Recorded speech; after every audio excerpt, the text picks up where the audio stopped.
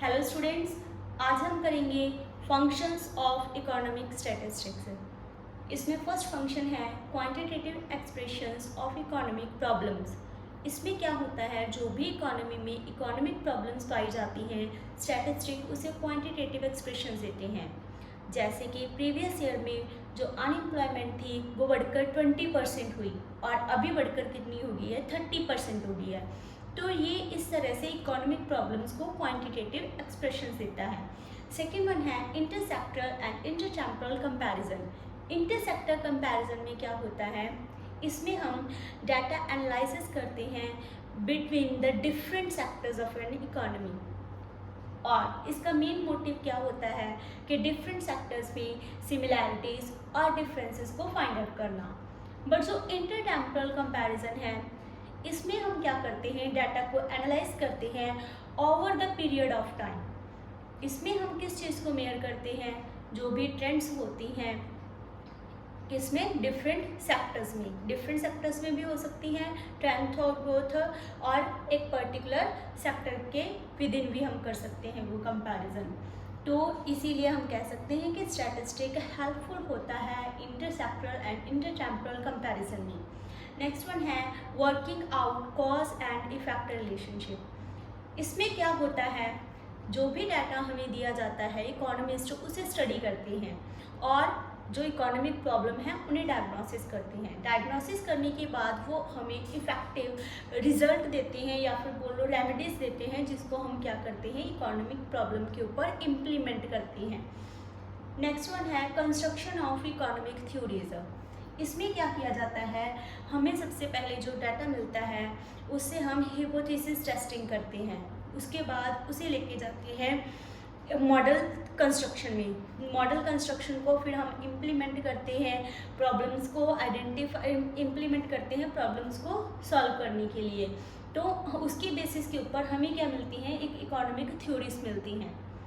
Next one है economic forecasting. जो भी डाटा स्टैटिस्टिक हमें देता है उसके बेसिस के ऊपर इकोनॉमिस्ट जो हैं फोरकास्टिंग करते हैं। कैसे करते हैं, जैसे प्रीवियस ईयर्स के जो भी डाटा होते हैं उसको सारे को स्टडी करते हैं। स्टडी करने के बाद जो भी होता है वो देखते हैं कि क्या ट्रेंड चल रहा था, ठीक है, और उसी बेसिस के ऊपर वो फ्यूचर के लिए फोरकास्टिंग करते हैं। अगर प्राइस जो है पहले बढ़ रहा था, ठीक है, और उसके कोई रीज़न सॉलिड थे जिसकी वजह से प्राइस बढ़ रहा था, डिमांड इंक्रीज़ हो रही थी, अगर उन्हें लगता है कि फ्यूचर में भी डिमांड इंक्रीज़ होगी तो वो फोरकास्टिंग करेंगे कि हाँ प्राइसेस इंक्रीज़ होंगे और सप्लाई अगर कम हो रही है। नेक्स्ट वन है फॉर्मुलेशंस ऑफ पॉलिसीज़। कोई भी गवर्नमेंट पॉलिसी है जो वो स्टैटिस्टिक के बिना नहीं बना सकती। स्टैटिस्टिक के बेसिस के ऊपर ही गवर्नमेंट की पॉलिसीज़ बनती हैं, तो इसीलिए ये उसमें हेल्पफुल होता है। नेक्स्ट वन है इकोनॉमिक इक्विलिब्रियम। इक्विलिब्रियम कब होता है, अगर कंज्यूमर के बिहाफ से देखें, when consumer get maximum satisfaction. अब प्रोड्यूसर के बिहाफ पे देखें, when producer gets maximum profits. और सोसाइटी कहाँ पे होगी, जहाँ पे उसे मैक्सिमम सोशल वेलफेयर मिलेगा।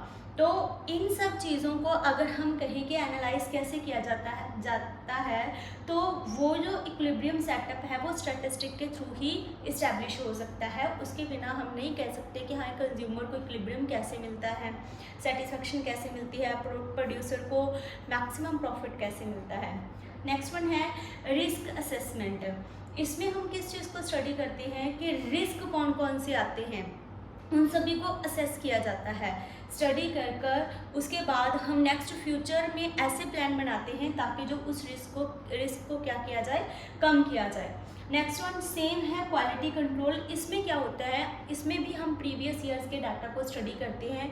अगर कहीं पर भी हमारी क्वालिटी में कहीं पर कमी रह जाती है तो हम उसको स्टडी करने के बाद नेक्स्ट टाइम जो भी प्रोडक्शन करेंगे या फिर जो भी हमारे आगे के प्लान होंगे उनकी क्वालिटी को इम्प्रूव करेंगे। तो ये थे आपके कुछ पॉइंट्स जो दिखाते हैं functions of statistic. Next video में हम नेक्स्ट चैप्टर स्टार्ट करेंगे। होप आपको सभी क्लियर हो गए होंगे। Thank you, have a nice day.